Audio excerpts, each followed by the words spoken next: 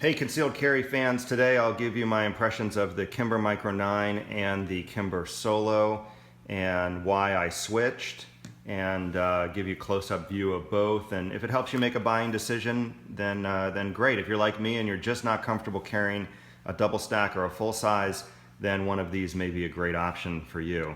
This is the Kimber Solo, and at the time it was everything I was looking for. I wanted a safety, I wanted a small frame 9mm, and I wanted a striker fire because I was most comfortable with that. As time has gone by, I've gotten more and more comfortable with 1911 style. I still want a safety on my carry, but the exposed hammer is really fine for me now that I'm more comfortable with it.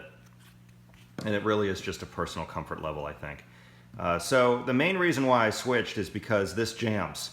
There's just no denying that the Solo will jam. Now, in all fairness, I trust it with defense ammo. It's never jammed with defense ammo, and I probably run 150 rounds through it. With 124 grain federal or whatever, it jams. And you never know when it's going to jam. And that growing irritation over the years, I bet I have 1,000 rounds through this, and it has probably jammed every time I've been at the range, if you can imagine that. So I want to stress, never with defense ammo. However, I've run a number of different types of ammo, 124 grain and up, and I kid you not, every time it has jammed.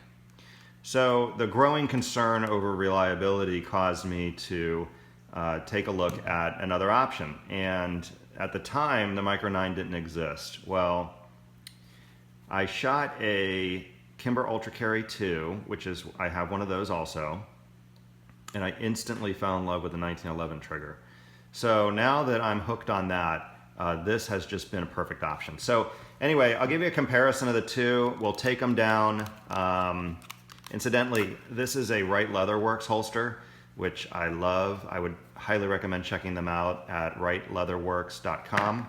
Fantastic holster. They take about 10 to 12 weeks to get. I have one being made for my Micro 9, so I have this thing in the meantime. But anyway, let's take a look at them both. First, let's go ahead and clear them, and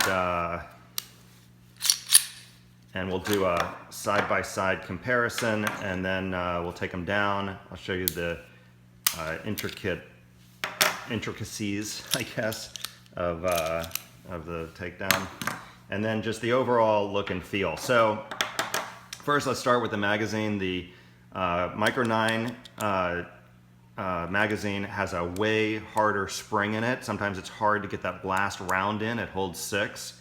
Then the Solo. The Solo has, you know, kind of an easier spring, and getting all 6 rounds in without some kind of cheater loader is, you know, relatively easy. They're both constructed the same, polished stainless.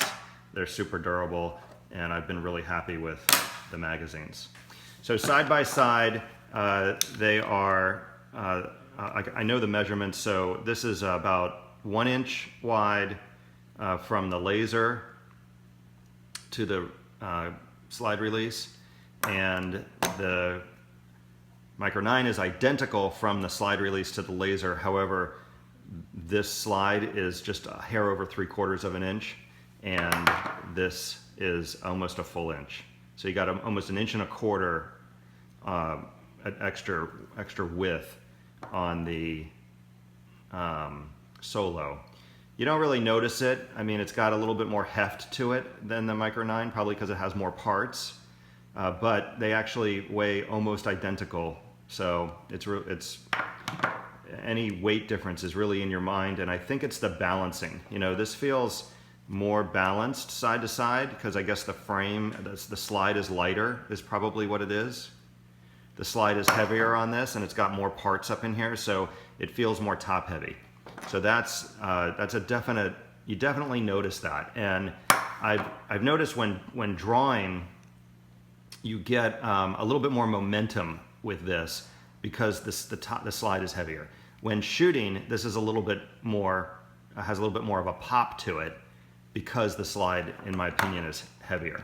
This seems to come back at you like this versus popping, and because of that, it's just a more comfortable shooter.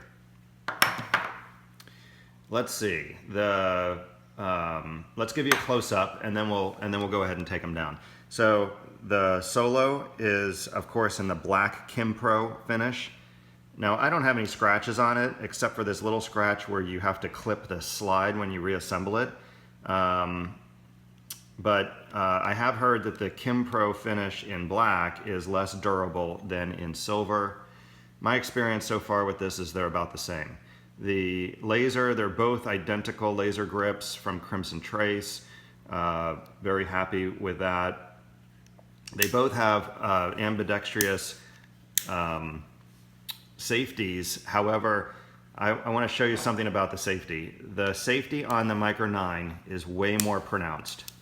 And in practicing at the range, I have missed this safety with my thumb a few times, and I have never missed the safety on the Micro 9. It's more pronounced.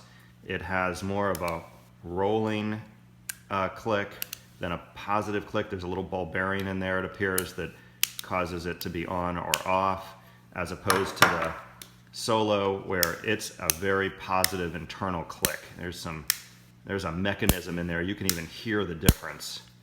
So for me, that has been a drawback because, like I said, at the range a couple times I've missed it, and I've never missed it on the Micro 9. The triggers are significantly different. So the trigger on the Solo, all the way back, you have all of this, and it's a bit spongy, and then the click. So spongy, and then all the way back and click. And it's, I wouldn't say that it's a typical striker fire design where, you know, it's just this trigger just hanging out in the middle of nowhere. A little bit cheesy, I guess, compared to a 1911 style trigger. So all this, and then the break. You know, I love my Glocks. It's Glock-like. But for me, once you get used to a 1911 style trigger, there's nothing like it. That's it. Did you see that? That's the take up and pop. If the safety was off, well, pop. That's it. Little tiny bit of take up, pop. Very positive rack. And this has spoiled me. I know exactly when it's going to fire. You come up against this hard wall. So you pull it in, and right there, it's a hard wall. And then pop. As opposed to this and basically almost any striker fire that I'm aware of. You have all of this, and you're not really sure. Now that has helped me in not anticipating my shot, right? Because I just pull, pull, pull, pull, pull. I let the gun surprise me, and that seems to help my accuracy. I am more accurate with the Micro 9, but that positive, I mean, you know when it's going to, so you just have to adapt your shooting style a little bit. Anyway, major difference in the triggers. So up close, we've got serrations on the slide in the back. They're plenty. We've got the safety, the takedown pin. The mag release is basically identical between the two. The grip is identical. It's got night sights. This is the deep carry, came with night sights. They're super bright. Kind of a shinier black, matte, but the slide is definitely matte. Some scratching on the barrel, which is normal. And some scratching down here from putting the mags in. They do a fantastic job melting the finish. I love the look of this gun and all the rounded edges. So that's a close-up of the Solo. The Micro 9, it's a harder gun, I mean harder edge. This is sharp, this is sharp. This is kind of rounded, but not really. The serrations are fantastic. These hand scalloped serrations. I've seen some videos where people say that's not enough. It's plenty. This serves no purpose other than cosmetics. Night sights, basically the same style of tritium night sights. These appear brighter. Maybe because it's newer, but these are definitely brighter. Same grip, Crimson Trace grip. And it's got these serrations here, or these grooves, I guess, on the trigger. And then it's got this scalloping down here, which I've covered most of with the strap for the laser. This is plastic. I know some people complain about that. I don't care.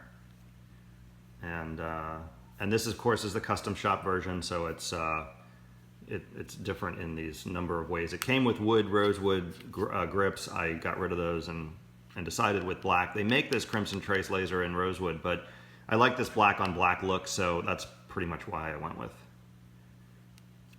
the black.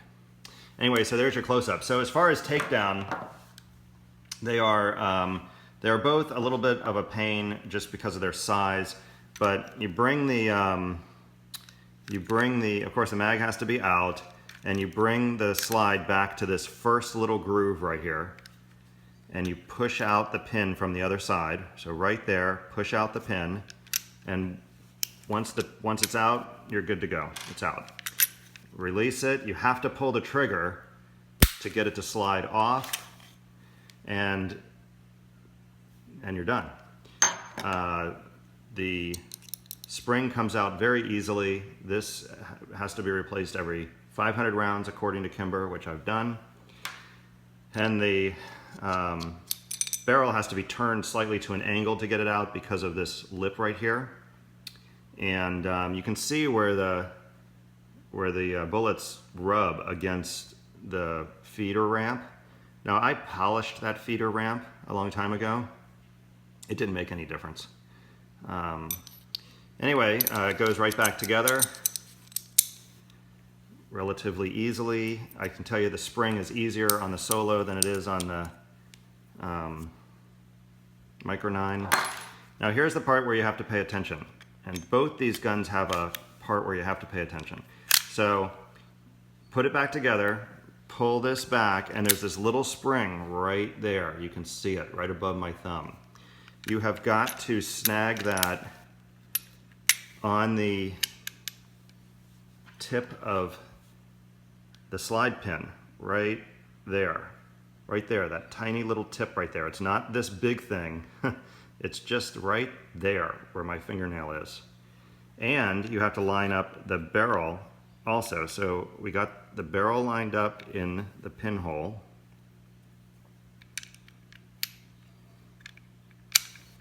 And that just goes right in, relatively easy.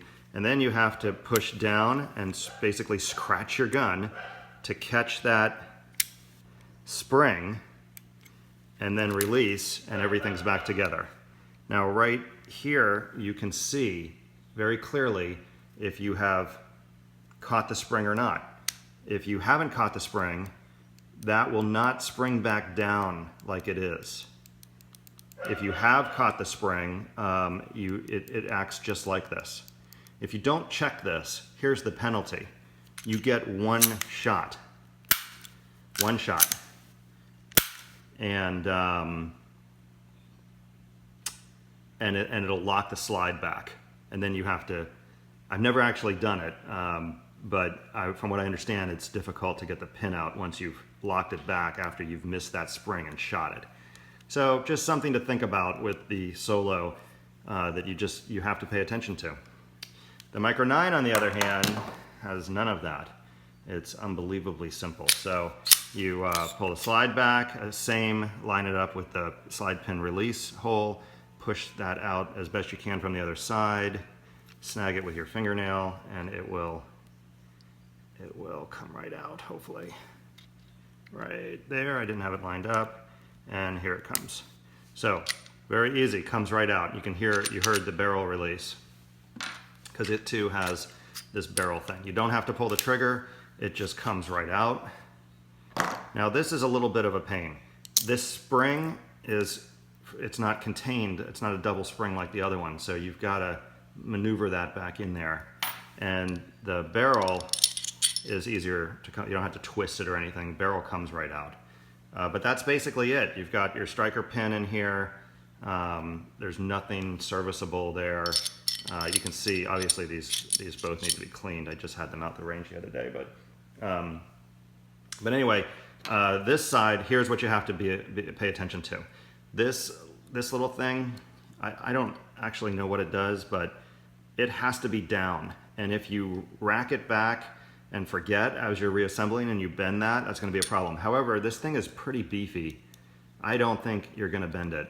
And I'll show you how easy it is to get that back together. So barrel back in, push the, this has this groove which goes down around the barrel. It's very obvious. The tricky part is getting that thing in and not, slopping all over the place. So that's actually the first time I've gotten it in that easily. So bring this back, push this down, and bring the slide all the way back against the spring. And now we need to fool around with the barrel again. So we're gonna wanna keep the barrel, let's see. See that hole? See the barrel's coming back with the slide. So what I'm gonna do is I can see in there where the hole is for the barrel. So I'm just gonna stick the pin in to keep the barrel from coming back with the slide. See what I did there? If I release this, it wants to come back as one unit. So bring it back until the hole lines up, right there. Whoop, right there. Stick the pin in. There. Now the barrels will stay. And then bring it all the way back, line up the groove for the slide. Pin, let's see. Right there, line up the pin, bring that all the way back, stick it in, and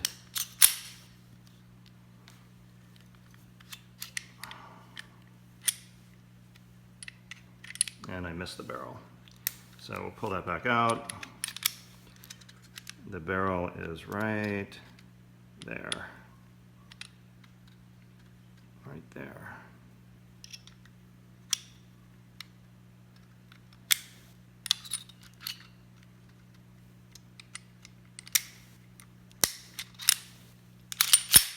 Done. So, in my personal opinion, way easier to take down. Catching this little spring here is what makes it a little bit annoying, but compared to the two, the Micro 9 is just an easier takedown. So that's my overall impression. Thanks for watching. I hope this gave you a better look at these two guns.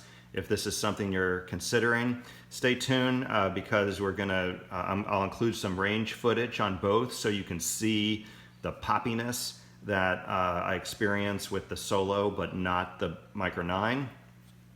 And once again, thanks for watching, and please subscribe to my channel.